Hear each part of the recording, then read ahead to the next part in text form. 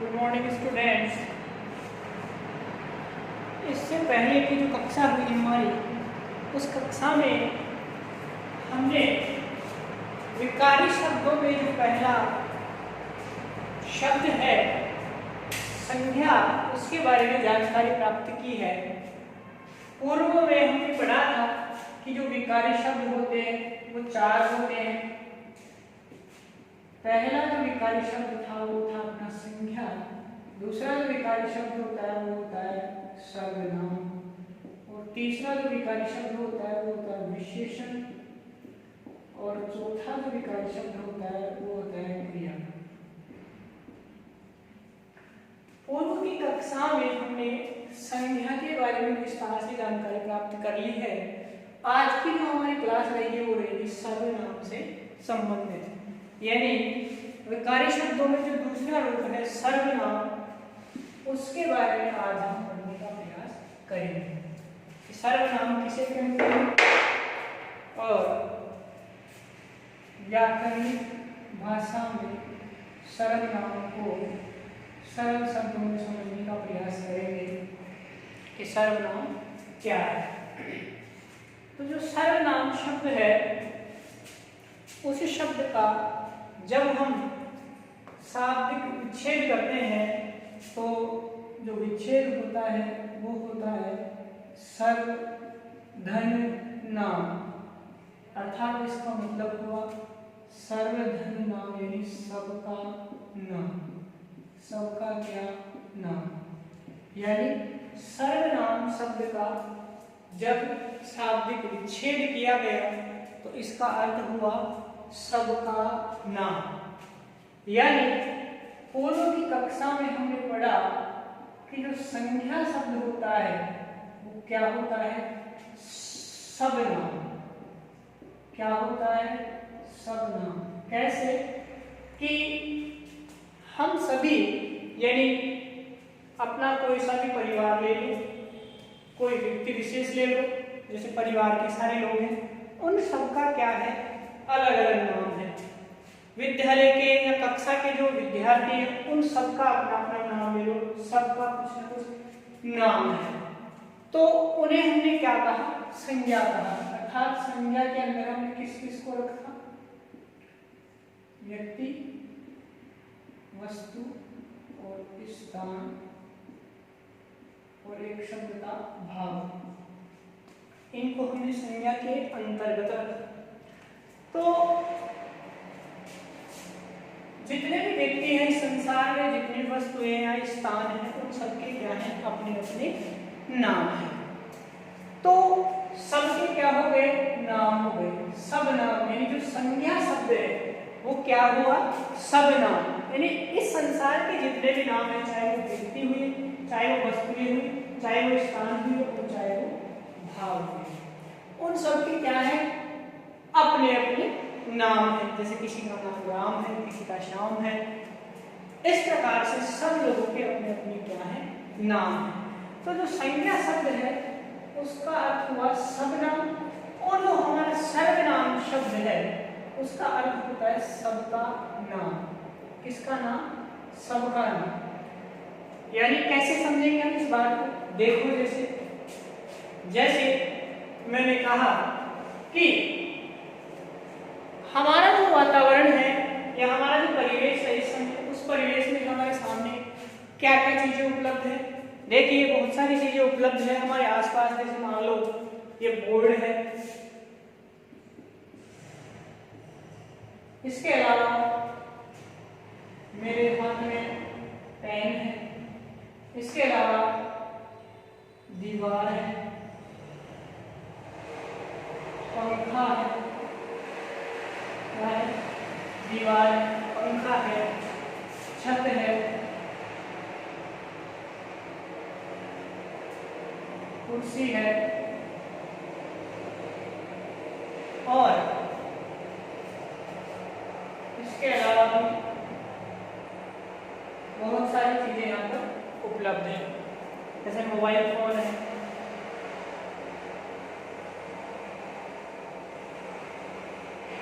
Computer है।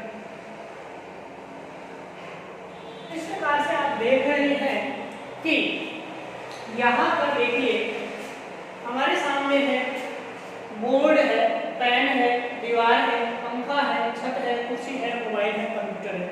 यानी कि ये सारे के सारे शब्द क्या है? संज्ञा है। क्या है? संज्ञा है। इसलिए इन सब का क्या है? अपना अपना नाम है। यानी जो भी संज्ञा शब्द होते हैं उन सब का क्या होता है? अपना अपना नाम होता है।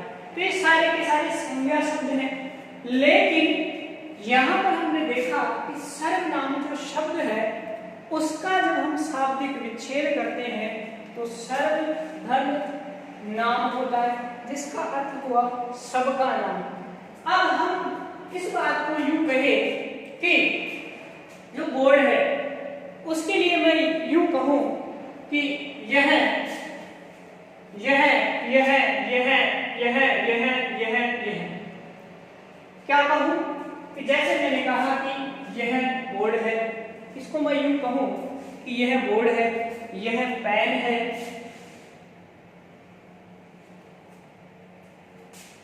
इसको मैंने कहा यह यह यह यह यह यह यह और यह। यानी आपने क्या देखा कि जो संज्ञा शब्द है हमारे सामने, हमारे परिवेश में बोर्ड है, पेन है, दीवार है, पंखा है, छत है, कुर्सी है, मोबाइल है और कंप्यूटर है, तो ये सारे के सारे शब्द संज्ञा शब्द हैं। लेकिन ऐसा कौन सा शब्द है जो सबका नाम हो गया? अर्थात इसे हमने कहा यह यह यह यह यह यह यह यह, अर्थात यह जो शब्द है और कुछ नहीं बल्कि क्या है? सर्वनाम शब्द है। कौन सा शब्द है? सर्वनाम शब्द है। यानी कि जैसे हम वाक्य बोलते हैं कि बोर्ड काला है, फिर कहेंगे यह विस्तृत है। यानी कि एक बार जो संज्ञा शब्द आया उसके स्थान पर हमने जो नाम सबके लिए प्रयुक्त किया वो क्या कहलाएगा? सर्वनाम। अर्थात सर्व प्लस नाम अर्थात सबका नाम। अर्थात इन सारी संज्ञाओं के लिए जो एक ही नाम प्रयुक्त हुआ है वह है यह यह यह यह यह यह। अर्थात जो बात हम कहना चाह रहे हैं वो बात यह है कि संज्ञा के स्थान पर क्या कह रहे हैं? संज्ञा के स्थान पर प्रयुक्त होने वाले शब्दों को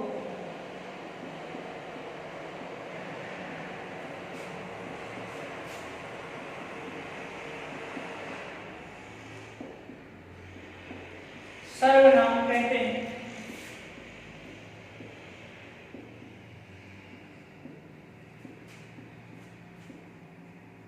यानी कि जो परिभाषा हम अब तक पढ़ते आए हैं कि संज्ञा के स्थान पर प्रयुक्त होने वाले शब्दों को सर्वनाम कहते हैं, लेकिन कहते क्यों है ये कॉन्सेप्ट अब तक हमारे समझ में नहीं आ रहा था।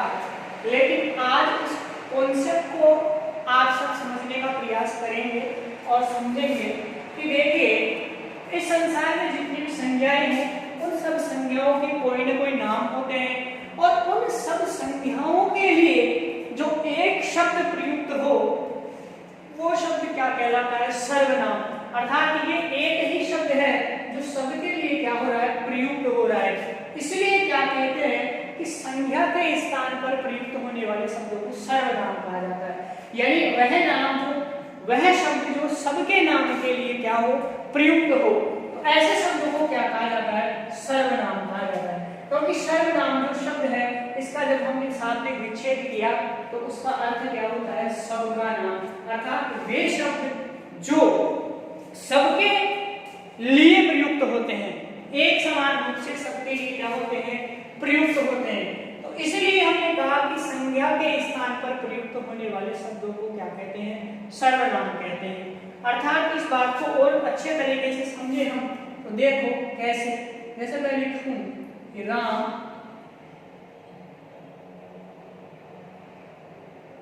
अध्यापक है,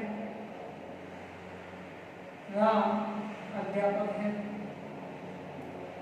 अब दोबारा जब हम लिखेंगे तो क्या लिखेंगे, वह चतुर है। वह क्या है, चतुर है। फिर लिखेंगे वह ईमानदार है।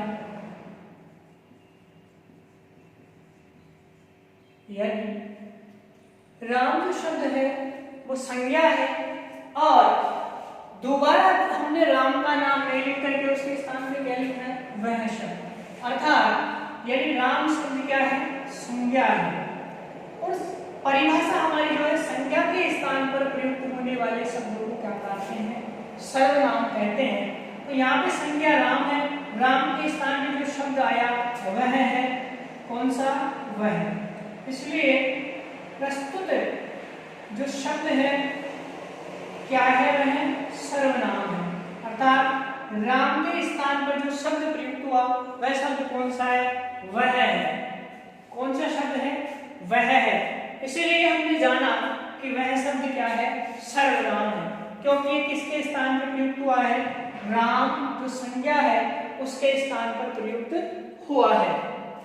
अर्थात अब ये बात आपके ठीक तरीके से समझ में आ गई होगी कि इस संसार में जितने भी नाम हैं उन नामों के बदले जो शब्द हम प्रयुक्त करते हैं, अर्थात सब नामों के लिए जो एक शब्द या सब नामों के बजाय जिन शब्दों का हम लेखन करते हैं, जिन शब्दों को हम उनके स्थान पर रखते हैं, वो सारे के सारे शब्द क्या होते हैं, सर्वनाम होते हैं। जैसे एक उदाहरण से और समझिए, जैसे सीता,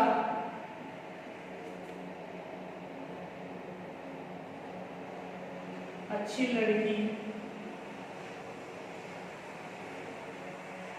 फिर लिखेंगे, जैसे मैं लिख दूं दोबारा, ऐसे लिखेंगे सीता अच्छी लड़की है, सीता होशियार है, सीता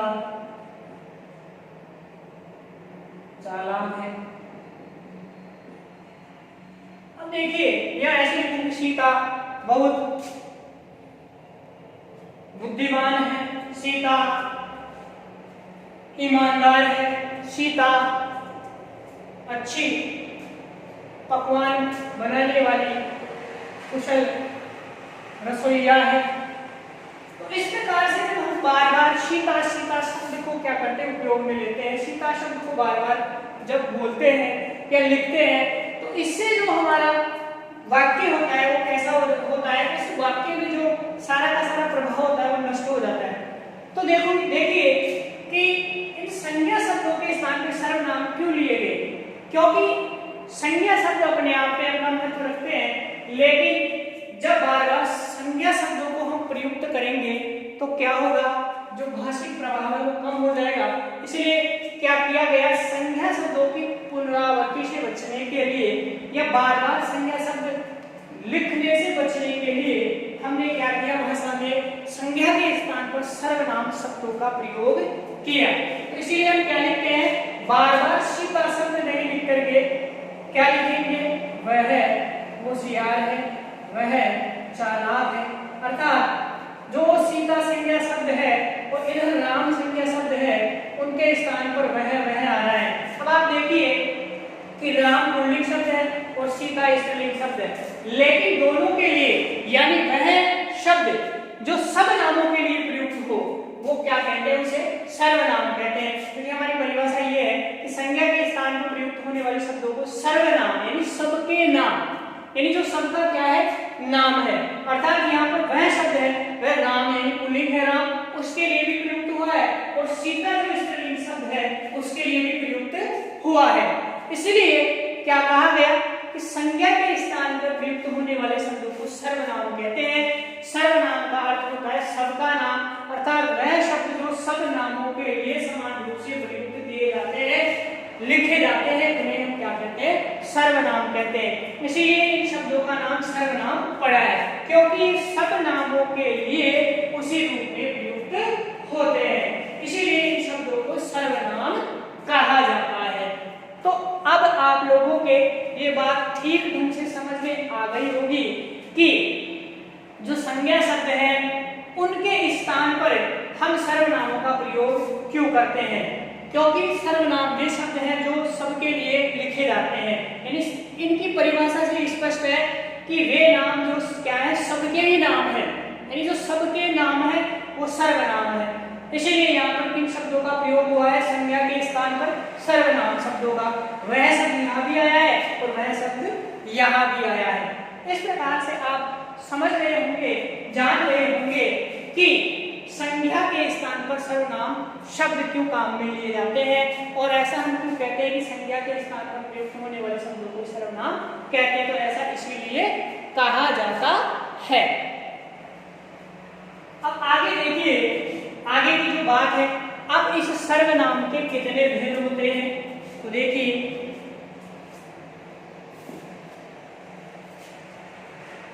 सर्वनाम के जो भेद हैं वो कितने होते हैं।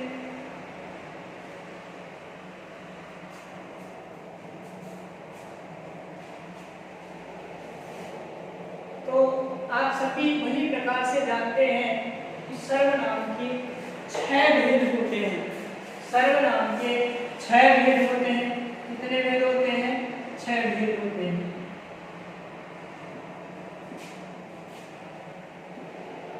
छह भेद होते हैं। 6 शब्द ऐसे शब्द लिखा जाता है।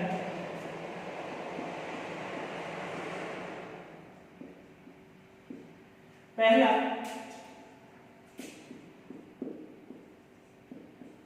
पुरुषवाचक सर्वनाम,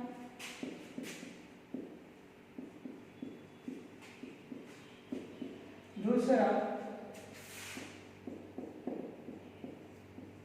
निश्चयवाचक सर्वनाम,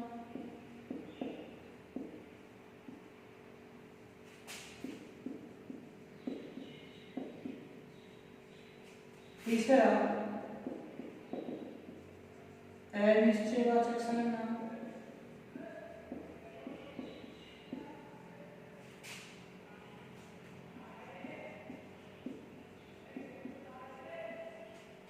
चौथा संबंधवाचक सर्वनाम,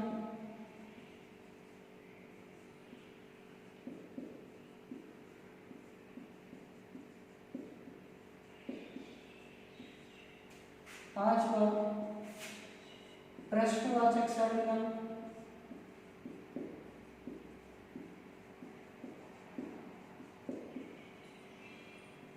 और अंतिम है वह निजवाचक सर्वनाम।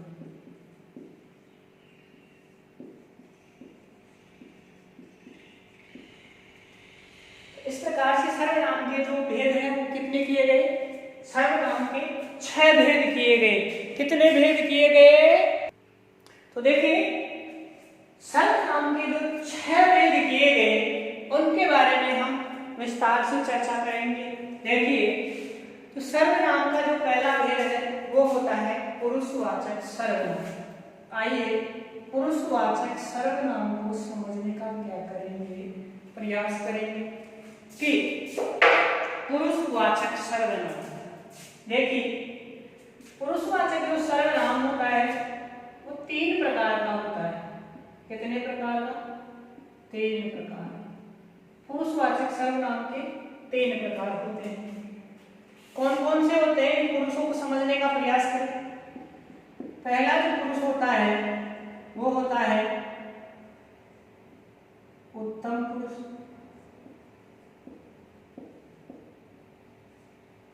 दूसरा जो होता है वो होता है मध्यम पुरुष,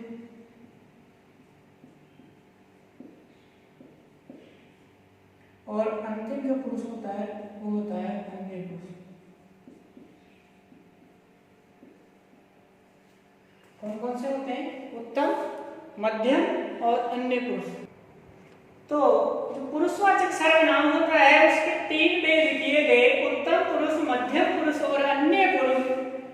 अब देखिए ये पुरुष क्या होते हैं, इनके बारे में जानना पहले बहुत आवश्यक है कि ये पुरुष कौन है और कहां से आए हैं। तो देखिए कोई भी वाक्य हम लिखते हैं, जैसे वाक्य आता है कि वह ईमानदार है,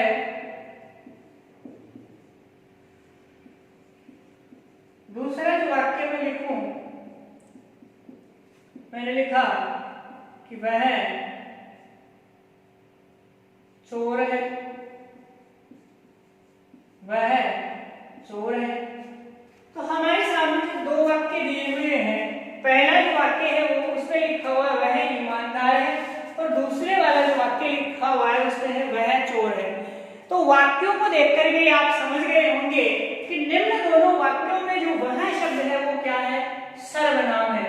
क्योंकि हमने अब तक ये पढ़ा है कि संख्या के स्थान पर जो शब्द आते हैं वो क्या कहलाते हैं, सर्वनाम कहलाते हैं। तो देखिए, जैसे यहाँ पे मैं लिख देता कि राम ईमानदार है, तो दोबारा जब उसी के बारे में चर्चा करें या उसी के बारे में कोई वाक्य कहा जाए तो कौन सा शब्द आता, वह शब्द आता।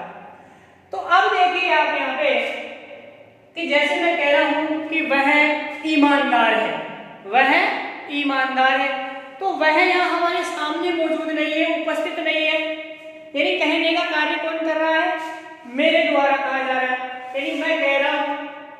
और सुन कौन रहा है, आप सभी सुन रहे हैं।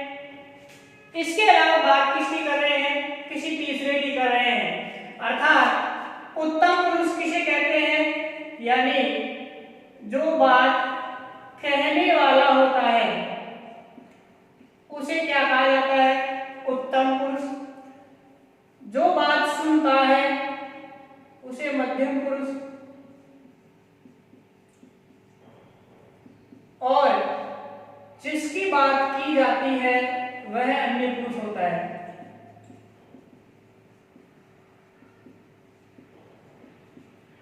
देखिए यहां पर हम कह रहे हैं कि वह चोर है, तो कहने वाला कौन है, मैं हूं। अर्थात मैं ये बात कह रहा हूं कि वह चोर है या वह ईमानदार है, तो मैं हो गया उत्तम पुरुष। अर्थात जो कहने वाला होता है वो हमेशा उत्तम पुरुष होता है, और जो सुनने वाला होता है, अर्थात जिसके सामने कोई बात की जाती है, जो सुन रहा होता है, जो श्रोता होता है, वह कौन होता है, मध्यम पुरुष होता है। जैसे अभी मेरे द्वारा ये वाक्य कहा जा रहा है कि वह ईमानदार है, वह चोर है, तो मैं हो गया उत्तम पुरुष, और आप सभी के द्वारा ये बात सुनी जा रही है कि वह कोई आदमी है जो क्या है, चोर है, और क्या है, ईमानदार है, यानी ईमानदार भी है और वो चोर भी है। तो सुनने वाले कौन है, आप सभी सुनने वाले हैं, अर्थात आप सब क्या हुए, मध्यम पुरुष हुए। और जिसके बारे में बात की जा रही है वह कौन हुआ, वह हुआ अन्य पुरुष। अर्थात यहां पर जो वह शब्द है वो कौन से पुरुष का रूप है, अन्य पुरुष का। क्योंकि बात ना तो मेरी हो रही है ना आप लोगों की हो रही है, बल्कि किसी तीसरे या अन्य व्यक्ति की बात कर रहे हैं। और पुरुष के जो भेद होते हैं वो तीन होते हैं, मैंने आपको बताया। उत्तम पुरुष अर्थात जो वक्ता होता है वह, यानी जो वक्ता होता है अर्थात जो कह रहा है कोई भी वाक्य या शब्द, वह तो क्या कहलाएगा, उत्तम पुरुष के अंतर्गत रखा जाएगा। और जो श्रवण करेगा अर्थात जो श्रोता होता है वह मध्यम पुरुष होता है, और जिसके बारे में बात की जाती है या जिसकी बात की जाती है वह अन्य पुरुष होता है। तो इस प्रकार से यहाँ पे देखिए कि यहाँ पर कथन किया जा रहा है मेरे द्वारा, यानी मैं किसके अंतर्गत आया, उत्तम पुरुष में, और तुम या आप किसके अंतर्गत आए, मध्यम पुरुष में, और वह जिसके बारे में हम बात कर रहे हैं वह क्या हुआ, अन्य पुरुष हुआ। इस प्रकार से आपके ये बात समझ में आ गई होगी कि जो पुरुष होते हैं वो क्या होते हैं और किस प्रकार से इनका उपयोग किया जाता है वाक्य में। इसके अलावा जैसे एक वाक्य और देखिए, जैसे परीक्षा में मान लीजिए आपको कोई वाक्य दे दे कि मोहन